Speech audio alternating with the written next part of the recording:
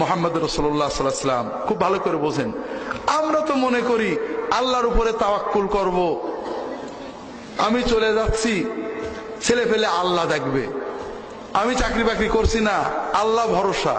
এরকম তাওয়াক্কুল আছে নাকি আমাদের দেশে? আছে। আর এই তাওয়াক্কুলের জন্য দায়ী হুজুরেরা আমরা। কারণ আমরা যত ওয়াজ করি সব পীর বুজুর্গদের গল্প, ঠিক না? অমক হুজুর 40 বছর জঙ্গলে তাহাজ্জুদ পড়েছে, সারা রাত দাঁড়াইতে গেছে, ঈশান নামাজের অজুতে ফজরের নামাজ পড়েছে, সারাদিন রোজা রেখেছে, আর সন্ধ্যের সময় জান্নাতে রুটি পেয়েছে। আর মুসলমানরা কি খুশি, সুবহানাল্লাহ। ভাই এটার নাম ইসলাম নাকি? শুধু হেসেন না ভাই। ইসলামের যে ক্ষতিটা হয়েছে, ইসলামের যে অবক্ষয় অধপতন, তার প্রথম টার্নিং পয়েন্ট ছিল যে কোরআন এবং সুন্নাহ বাদ দিয়ে মুহাম্মদ রাসূলুল্লাহ সাল্লাল্লাহু আলাইহি ওয়াসাল্লাম যেটা দিয়ে মুসলমান বানালেন, ইয়াতলু আলাইহিম আয়াতিনা ওয়া ইউআল্লিমুহুমুল কিতাব ওয়াল হিকমা, কোরআনের আয়াত পড়ে দাওয়াত দেওয়া। মুসআব ইবনে উমাইর যেটা দিয়ে দাওয়াত দিয়েছেন, মুহাম্মদ রাসূলুল্লাহ সাল্লাল্লাহু আলাইহি ওয়াসাল্লাম যেটা দিয়ে দাওয়াত দিয়েছেন, হে আরবের বর্বর মানুষদের হৃদয় জয় করেছেন। হিকমা সুন্নাত আলোচনা না করে, কোরআন শিক্ষা না দিয়ে আমরা গল্প দিয়ে মুসলমানদের নসিহত করতে চাই। হাজরিন, এই গল্পগুলো আমরা কোন ওলি আল্লাহদের বিরুদ্ধে বলছি না, ভুল বুঝেন না। ভুল বোঝা অথবা ভুল না বুঝেও অপব্যাখ্যা করা এটা আমাদের অভ্যাস। বুজুর্গদের নামে যে গল্পগুলো, এগুলো অধিকাংশ মিথ্যা, কোনো সনদ নেই।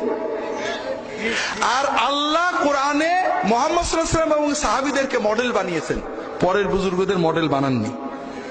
তারা আমাদের মহব্বতের পাত্র, অনুসরণের পাত্র না।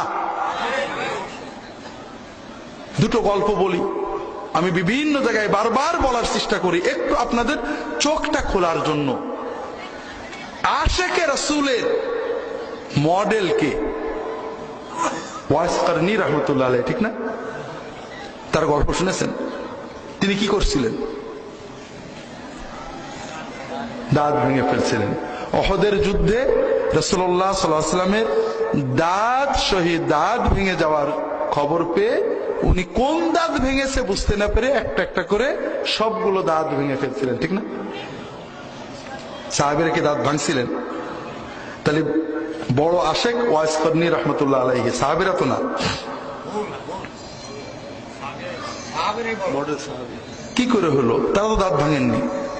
খুব ভালো করে বোঝেন, ভালো করে বোঝেন।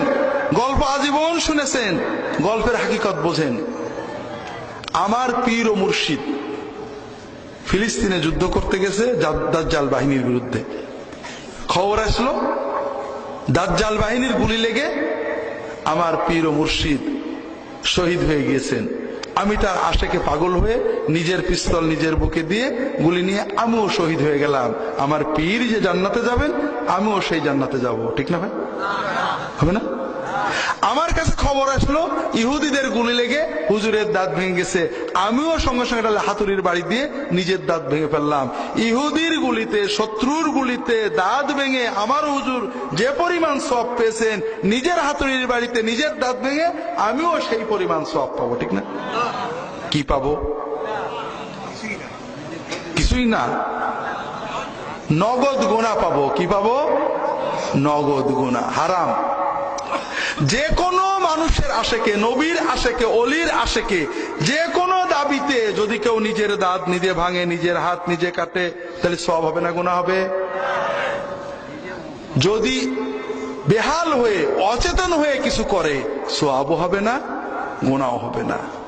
ওয়াইজ করেনি, কখনোই এই অন্যায় কাজ করেননি। এটা বানোয়াট গল্প। আর এই বানোয়াট গল্প দিয়ে আমরা ইসলামের নামে কি শেখাচ্ছি? ইসলাম কি দাঁত ভাঙার মডেল নাকি? সাহাবীরা কি নবীজির দাঁত ভাঙে শুনে প্রত্যেকে বসে দাঁত ভাঙছে নাকি?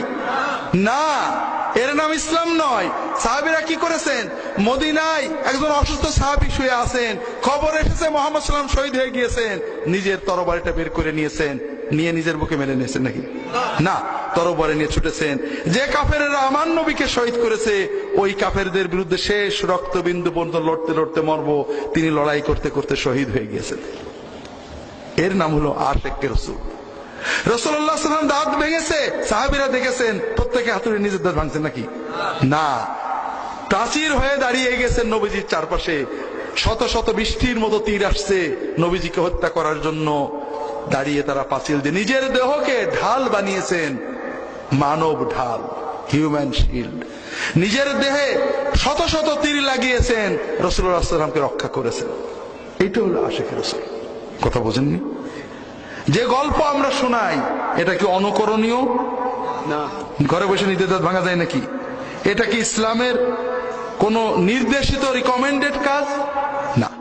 তাহলে এই গল্প আমাদের ইসলাম বিরোধী চেতনা তৈরি করছে, আমাদেরকে চমৎকৃত করে, সুবহানাল্লাহ বলতে পারি, কিন্তু এটা কোনো মডেল না, এটা বানোয়াট কথা। আল্লাহর ওলি হওয়ার মডেল ইব্রাহিম ইবনে আদহাম, জানেন না? তিনি আল্লাহর ওলি হওয়ার জন্য সাধনা করতেন। তিনি রাজা ছিলেন, রাজপ্রাসাদে বসেই আল্লাহর জিকির, ওজিফা, রিয়াদত, মোরাকাবা করতেন। একদিন প্রাসাদে শুয়ে আছেন, ছাদের উপরে খটখট করে, এই ছাদে কে? ছাদের থেকে নাকি আওয়াজ আসলো, আমি খিজির। তো হুজুর আপনি কি করেন? আমি উট খুঁজি। সে কি কথা, ছাদের উপরে কি উট পাওয়া যায়? আপনি কি পাগল হলেন? তো তুমি কি পাগল নাকি? রাজবাড়িতে শুয়ে কি আল্লাহ পাওয়া যায় নাকি? উনি তো চিন্তা করলেন তাই, রাজবাড়িতে শুয়ে আল্লাহ পাওয়া যাবে না। উনি রাজত্ব ছেড়ে জঙ্গলে যে আল্লাহর ওলি হয়ে গেলেন। আমরা বিরাট সুবহানাল্লাহ বলে ফেলি, বা এটার নাম ইসলাম নাকি? রাজপ্রাসাদে বসে আল্লাহর ওলি হওয়া যায় না?